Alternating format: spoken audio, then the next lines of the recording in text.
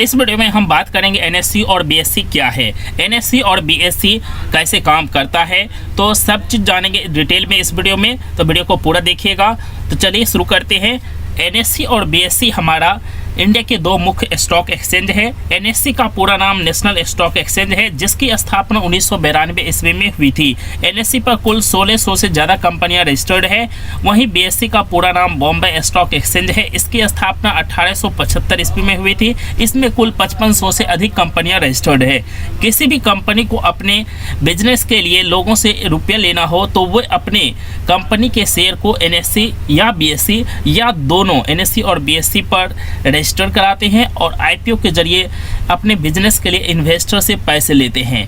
कोई भी retail investor NSC और बीएससी से डायरेक्ट शेयर नहीं खरीदते हैं, बल्कि यहाँ पर एनएससी और बीएससी शेयर को खरीदने और बेचने के लिए दो खिड़कियों के जैसा काम करता है। जैसे आप किसी भी सिनेमा हॉल में जाते हैं तो वहाँ पर जो टिकट बेचने के लिए खिड़कियाँ होती है, तो नंबर ऑफ टिकट्स जो उस सिनेमा हॉल का फिक्स है, लेकिन उसे बेचने के लिए अलग अलग खिड़कियाँ होती है। आप अलग अलग खिड़कियों से टिकट खरीदते हैं और जो टोटल टिकट बेचा जाता है जो कि उस सिनेमा हॉल में बैठने की संख्या है। उसी तरह से जो कंपनी रजिस्टर्ड होती है एनएससी और बीएससी दोनों पर, उसके नंबर ऑफ शेयर्स फिक्स हैं। आप उसे एनएससी से खरीदिए या बीएससी से खरीदिए। और यहाँ पर जो एनएससी और बीएससी से उससे आप डायरेक्ट नहीं खरीद सकते हैं। तो यहाँ पर जो एजेंट वहाँ से हमें शेयर को खरीदने और बेचने में मीडिएटर मतलब कि एजेंट का काम करता है, उसे हम ब्रोकर बोलते हैं। एनएससी में रजिस्टर्ड कंपनियों के ग्रोथ और फॉल को दिखाने के लिए कई इंडेक्सेस बनाए गए हैं, जिसमें मुख्य इंडेक्सेस है Nifty 50, Nifty bank, Nifty auto, Nifty pharma, Nifty ID और भी बहुत सारे हमारे इंडेक्सेस हैं। Nifty mid cap, Nifty small cap. तो इस तरह से जो कंपनियों के ग्रोथ और फॉल है उसको दिखाने के लिए, या कहें हमारी इकोनॉमी को ग्रोथ और फॉल को दिखाने के लिए बहुत सारे इंडेक्सेस बनाए गए हैं। ये जो इंडेक्सेस हैं एनएससी और बीएससी के, वो हमारी इकोनॉमी के ग्रोथ और फॉल को दिखाते हैं, हमारे देश के ग्रोथ और फॉल को दिखाते हैं। वहीं बीएससी में भी बहुत सारे इंडेक्सेस बनाए गए हैं।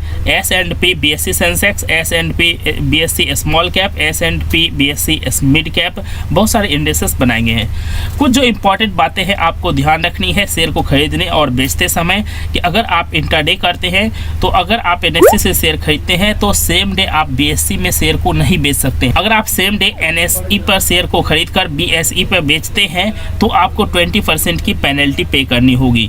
तो ये बात ध्यान रखना है। वहीं अगर आप डिलीवरी में शेयर लेते हैं, अगर उसमें वॉलेटिलिटी अधिक है, तो आपको कंफर्म है कि T+2 पे आपको शेयर मिल जाएगा, तो आप सेम डे खरीद करके वहाँ पर बेच देते हैं बीएससी पे।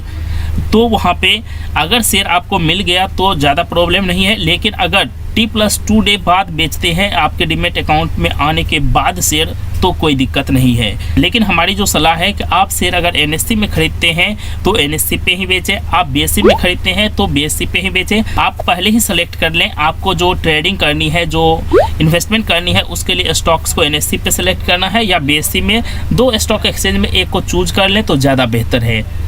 तो उम्मीद करता हूँ कि ये वीडियो आपके लिए हेल्पफुल रहा होगा। अगर कोई भी क्वेश्चन हो, कोई भी डाउट्स हो आपको स्टॉक एक्सचेंज के बारे में जो एनएससी और बीएससी है, और साथ ही आपको ये भी बता दें कि इंडिया में बहुत सारे स्टॉक एक्सचेंज है। मुख्य स्टॉक एक्सचेंज मात्र दो हैं, एनएससी और बीएससी। अलग अलग शहरों में इंडिया के कई और भी स्टॉक एक्सचेंज है जहां पर शेयर की ट्रेडिंग होती है, शेयर की खरीद बिक्री होती है। अगर आपका कोई भी क्वेश्चन हो तो आप हमसे पूछ सकते हैं, और कोई सलाह हो तो वो भी लिख सकते हैं।